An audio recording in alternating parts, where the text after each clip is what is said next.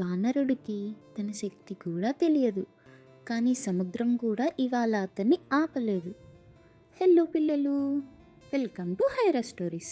ఈరోజు మన స్టోరీనే హనుమంతుడు తన శక్తిని ఎలా గుర్తించాడు. దక్షిణ దిశలో అంగదుడు, హనుమంతుడు, జాంబవంతుడు అరణ్యాలు, పర్వతాలు, సముద్ర తీరాలు దాటుతూ సీతమ్మ జాడ కోసం వెతుకుతున్నారు. రోజులు గడుస్తున్నాయి, శక్తి తగ్గుతోంది, ఆశ మసకబారుతోంది. ఎదురుగా అంతులేని సముద్రం, దాటలేని అడ్డంకి. అంగదుడు నిశ్శబ్దంగా కూర్చున్నాడు, మనకి ఇక దారి లేదు అన్న భావనతో. అంతలోనే దూరంగా ఒక పర్వత శిఖరంపై భారీ నీడ కదిలింది.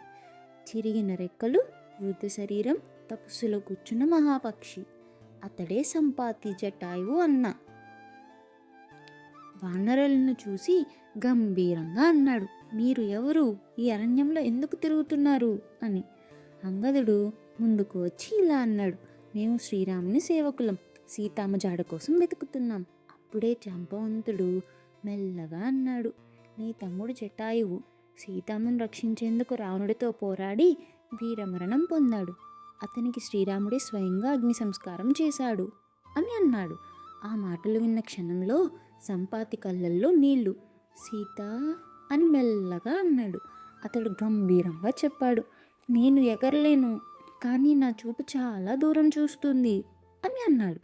దక్షిణం వైపు చూస్తూ అన్నాడు, సముద్రం దాటి ఒక మహాపుష్పక విమానం వెళ్ళడం చూశాను, అది రావణుడిదే కావచ్చు. ఆ మాటలతో వానరుల హృదయాల్లో మళ్ళీ ఆశ వెలిగింది. జాంబవంతుడు హనుమంతుని వైపు తిరిగి ఇలా అన్నాడు, ఇప్పుడు నీ సమయం వచ్చింది హనుమంత, నువ్వే ఈ సముద్రాన్ని దాటాలి అని అన్నాడు. హనుమంతుడు ఆశ్చర్యంగా అన్నాడు, నేనా? నేను సాధారణ వానరుడినే అని. జాంబవంతుడు నవ్వుతూ చెప్పాడు, హనుమంత, నీకు తెలుసా నువ్వు ఎంత శక్తివంతుడువో? నీ బాల్యంలో సూర్యునినే పండు అనుకుని ఎగిరావు, ఇంద్రుడి వజ్రాన్ని తట్టుకున్నావు, నువ్వు నీ శక్తిని మర్చిపోయావు. ఆ మాటలతో హనుమంతుని లోపల ఏదో మేల్కొంది. కళ్ళల్లో వెలుగు, గుండెల్లో అగ్ని, శరీరం కంపించింది. నేను రాముని సేవకుడిని, నా శక్తి ధర్మం కోసం అని గర్జించాడు. అక్కడే ప్రపంచం చూడబోయే అతిపెద్ద సముద్ర లాంఘనం ఆరంభమైంది.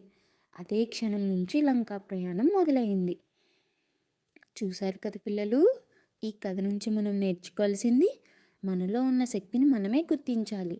మంచి స్నేహితులు మనకు దారి చూపిస్తారు. ధైర్యం మరియు ధర్మం కలిస్తే విజయం ఖాయం. విన్నారు కదా పిల్లలు, ఈ కథ మీకు నచ్చినట్టయితే లైక్ చేయండి, షేర్ చేయండి, అలానే సబ్స్క్రైబ్ చేయండి.